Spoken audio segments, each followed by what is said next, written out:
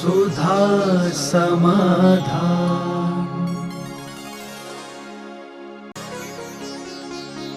नमोस्तु गुरुदेव। मेरे पिताजी की संलेखना विधि पूर्वक संपन्न हुई थी, तो इसमें परिवार का पुण्य था कि पिताजी का?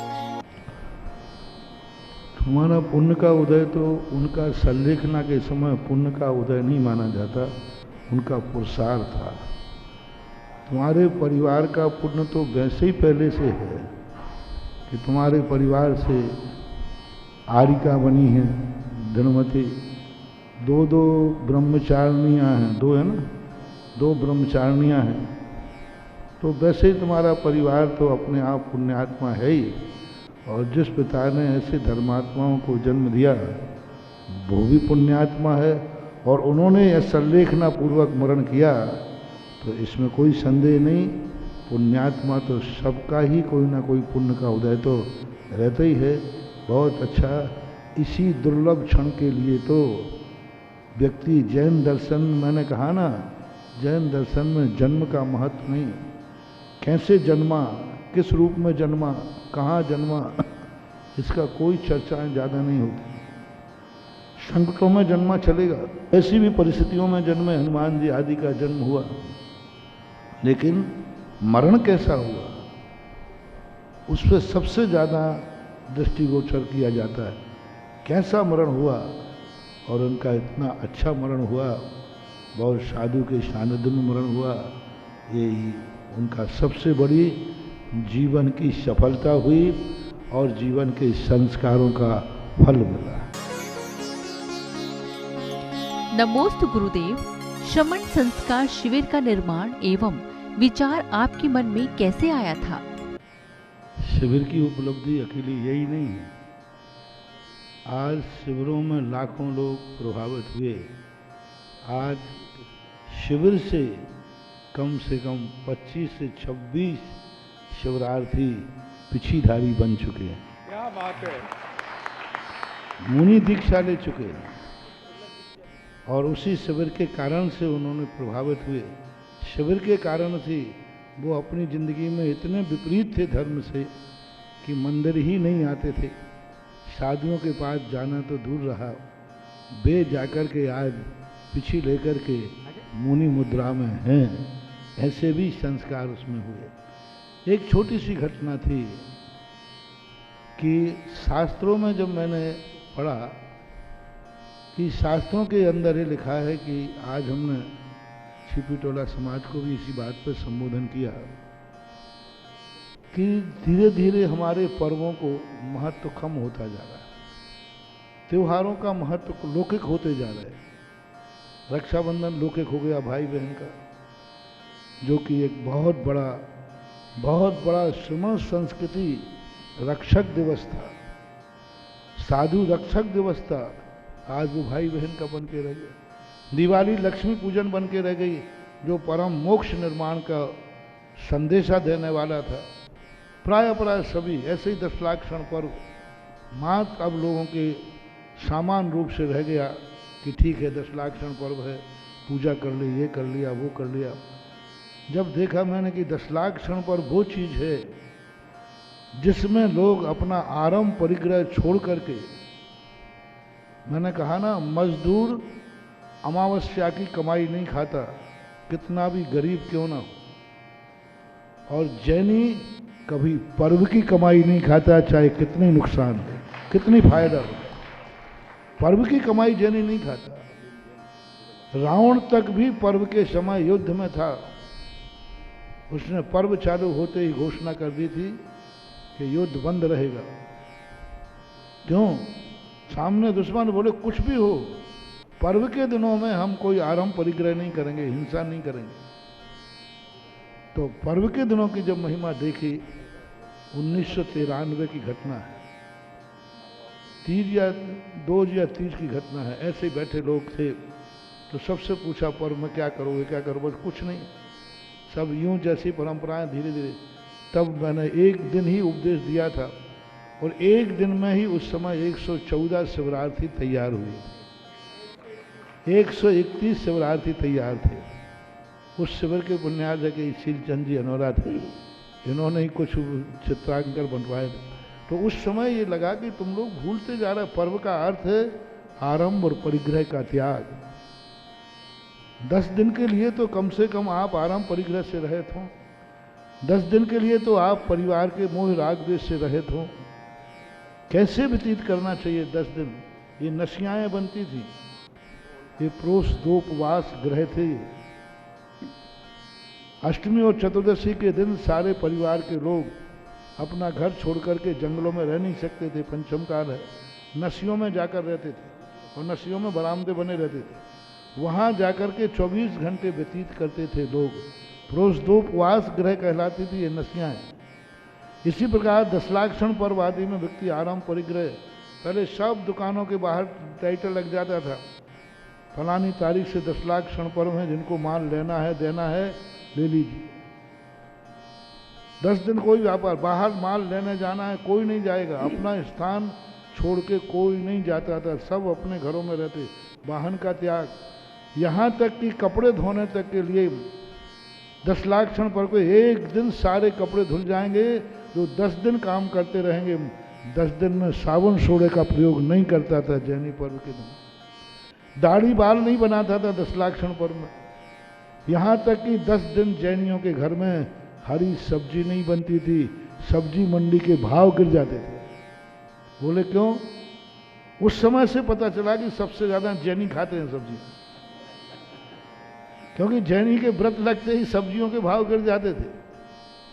तो ये सारी परंपराएं खत्म होती जा रही थी।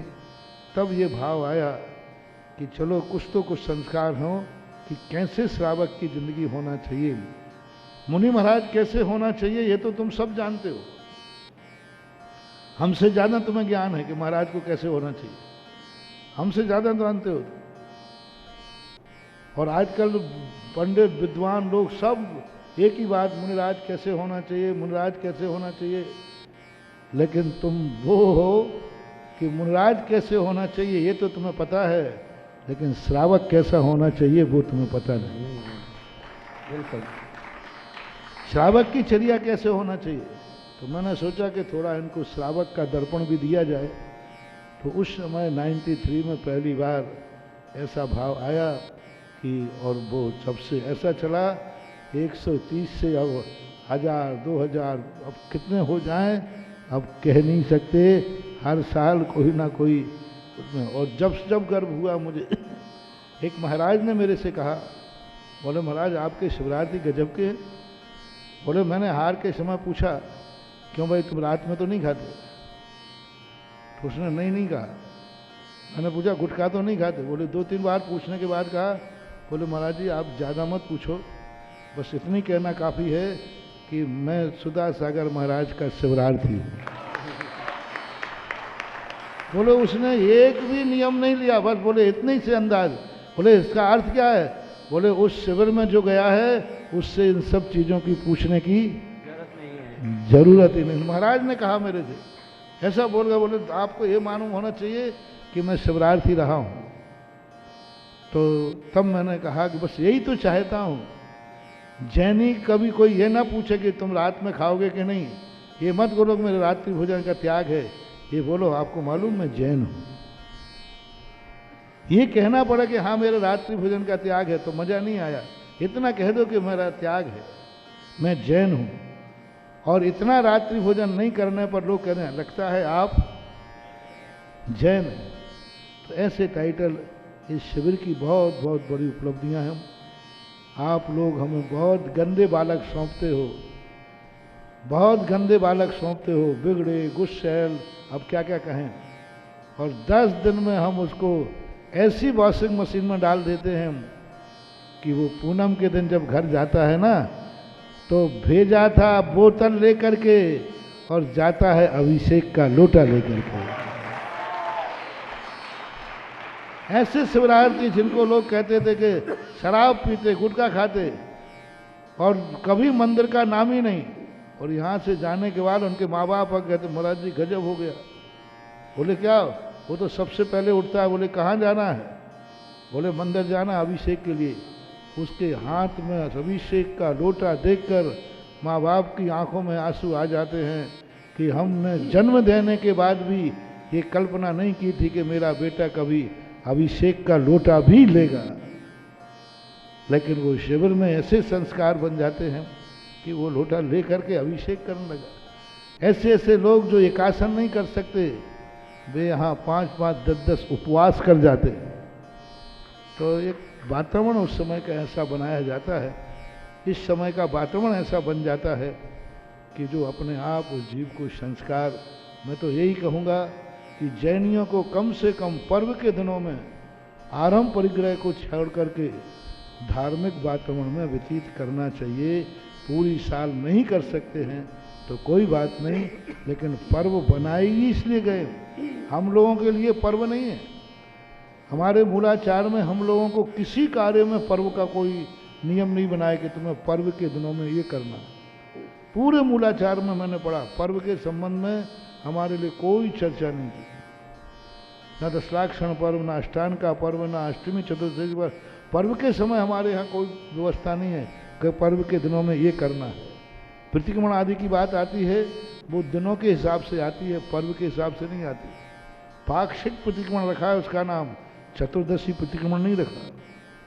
पाक्षिक प्रतिक्रमण नाम है, चतुर्दशी प्रतिक्रमण नहीं है। ये सारे पर्व आप लोगों के लिए बनाए गए हैं कि आप साल भर यदि धर्म ध्यान नहीं कर पाते हैं तो कम से कम पर्व के दिनों में करने से साल भर की एनर्जी मिल जाती है, साल भर के किए हुए दोषों का परिमार्जन हो जाता है। ऐसा मान लेना चाहिए। नमोस्तु गुरुदेव, मनुष्य की इतनी जल्दी नियत क्यों बदल जाती है और सर्वज्ञ कौन थे, यह कहाँ विराजमान रहते हैं? जल्दी नियत बदलते, हमने बहुत पहले एक कविता लिखी थी थुवन जी क्षेत्र के ऊपर, जब चतुर्मास था पूज्य गुरुदेव के चरणों में, वहाँ लिखा था, आज बड़े बड़े कानून तो बनते हैं, बड़े बड़े कानून तो बनते हैं, लेकिन खेद की बात है कि वो एक रात में पुराने हो जाते हैं, क्योंकि उन पे हस्ताक्षर उन्हीं ने किए थे जो बरसाती मेंढक थे। पूरी कविता है, हस्ताक्षर किन्होंने किए थे? तो बरसाती मेंढक तो बस मौसम देख करके टर टर करता है। तो आज जो जिनकी नज़रें बदल जाती हैं, ये बरसाती मेंढक कहलाते हैं, जिनका कोई पता नहीं, जो आज सगे हैं कल वो दगा दे जाते हैं। उनका कोई विश्वास नहीं होता कि कब, वे तो मौसम को देखते हैं, मौसम जहाँ गया वहाँ बदल जाते, बिना, जैसे आपके बुंदेलखंड बोलते, बिना पेंदी का लोटा, बिना पौंदी का लोटा। हवा देख करके रंग बदलते हैं। कौन? एक सबसे ज़्यादा बदमाश जानवर है गिरगिट। पूज्य गुरुदेव ने मूक माटी में इसका प्रयोग किया है। गिरगिट रंग, अपना रंग समय देख करके रंग बदल देता है। समय देख करके, माहौल देख करके जो बदल जाते हैं वे गिरगिट के समान होते हैं, बिना पेंदी के लोटे होते हैं, उनकी प्रशंसनीय नहीं निंदनीय होते हैं। इसलिए ऐसे लोगों पर भरोसा नहीं करना चाहिए जो कि मौसम देख करके रंग बदलते हैं। तो ऐसे ही लोग ज़्यादा जुड़ते हैं, ऐसे लोगों की संख्या ज़्यादा होती है, स्थायी लोगों की संख्या कम होती है। ऐसे लोगों की संख्या दुनिया में ज़्यादा होती है, तभी तो थोड़ी सी अनुकूल प्रतिकूल परिस्थितियों में सब कुछ बदल जाते हैं, नजरें भी बदल जाती हैं और नज़ारे भी बदल जाते हैं। लेकिन ध्यान रखना, यदि आपका उपादान सच्चा है, यदि आपका उपादान सत्य है, तो नजरें भली बदल जाएं, लेकिन नज़ारे कभी नहीं बदलते। जय हो, जय हो, जय हो। सबसे बड़ी चीज़ है, नजरें बदल जाने से कोई फर्क नहीं पड़ता, नज़ारा नहीं बदलना चाहिए। नज़ारा बदलना खतरनाक है, नजरें तो बदलती रहती हैं और बदलती रहना उनका स्वभाव है, लेकिन नज़ारा नहीं बदलना चाहिए। यह अपने स्वयं की उपादान की शक्ति होना चाहिए कि नज़ारे को मत बदलने देना, नजरें बदल जाने दो, नज़ारा नहीं बदलना चाहिए। यह पुरुषार्थ सदा कायम रखना चाहिए। सर्वज्ञ जो हैं कोई व्यक्ति नहीं है अलग से। एक सर्वज्ञ थे कटनी में, हमारे एक ब्रह्मचारिणी, उसके पिताजी का नाम सर्वज्ञ था। अब आपने पता पूछा तो मैंने बता दिया। जैन दर्शन के अनुसार सर्वज्ञ किसी व्यक्ति का नाम नहीं है। सर्वज्ञ एक साधना का परिपाक है, एक ज्ञान की चरम सीमा है जो अपनी साधना और तपस्या के बल पर प्राप्त करते हैं। उनका कोई एड्रेस नहीं होता, वो तो आर्यखंड के अंदर, ढाई द्वीप के अंदर कहीं से भी सर्वज्ञता प्रकट हो सकती है, कभी भी प्रकट हो सकती है। वर्तमान की अपेक्षा देखा जाए तो विजयार्थ पर्वत की श्रेणी में और विधेय क्षेत्र में सर्वज्ञ भगवान विराजमान हैं। शाश्वत की अपेक्षा देखा जाए तो सिद्धालय में सर्वज्ञ भगवान विराजमान हैं। अब आप कौन से सर्वज्ञ की बात कर रहे हो? मैंने तीनों सर्वज्ञ बता दिए। नमोस्तु गुरुदेव। सामने वाले की भलाई के लिए हम बात समझाते हैं तो वे व्यक्ति हमारी बात क्यों नहीं समझता? कोई नहीं मानता, ऐसी बात नहीं। यदि कोई नहीं मानता तो हम प्रवचन नहीं देते। प्रवचन इसलिए दे रहा हूं कि तुम अच्छी बात मानते हो। ऐसी बात नहीं। कैसे कह दिया कि अच्छी बात नहीं मानते? अच्छी बात नहीं मानते तो भगवान समोषण में उपदेश क्यों देते? अच्छी बात नहीं मानते तो आज हम यहाँ कैसे आ पाते? हाँ, ये कहो कि कुछ लोग नहीं मानते, तो अब जिनकी होनहारी उल्टी है उनको कहते ना कि उनको सीख सुहाती नहीं है, अच्छी नहीं लगती। कुछ लोगों को नहीं लगती है, ऐसी बात नहीं है। सदा से अच्छी बातें अच्छे लोग मानते आए हैं, मान रहे हैं, और उसी का परिणाम है कि आज संसार में भी अच्छे लोग हैं। तुम लोग पूरी बातें सब मानते हो, वो तो हम लोग इसलिए तुम लोगों को डांटते रहते हैं कि वो 100 नंबर चाहिए हमें, इससे डांटते। गुरु वो पिता है जो 99 नंबर लाने के बाद सारा कॉलेज ने गोल्ड मेडल दे दिया, सब कुछ दे दिया, पूरे जगत में प्रशंसा है। और जब पिता के पास पहुँचे, क्या है? बोले साहब गोल्ड मेडल। कितने नंबर? 99।